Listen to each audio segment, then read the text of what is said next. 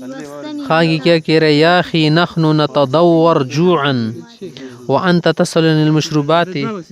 مودي الوگی نمړی ګوتې شربتونه سکای کشس کېوال سړی مړی بندوباس وکي کنه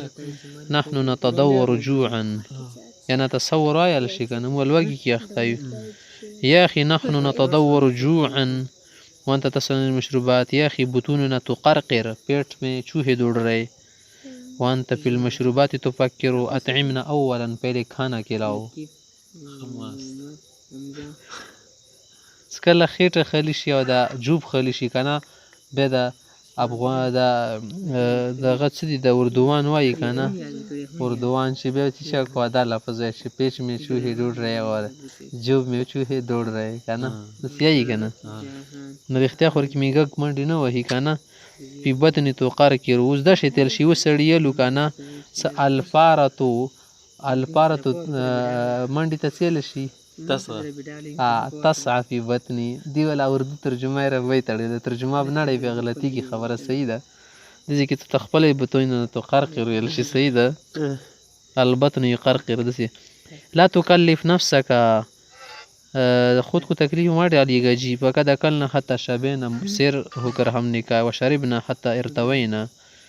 اور خوب جو ہے سیر ہو کی پیا فما مجيئنا الا لمجالسه صرف بیٹھنے اور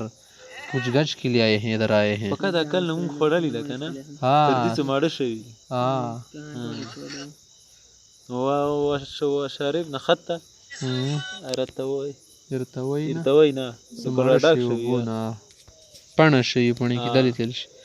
حدیث اللہ سے هذا پیاداتنا و تقالیدنا ہماری تقالید دستور اور کلتور میں یہ بات نہیں ہے ماذا يقول عن الناس لوگ پھر کیا کہیں گے فاکرامکم فرض علیہ تم لوگ کا اکرام کرنا میرے پر ظالم ہے ظالم ہے یا لازم ہے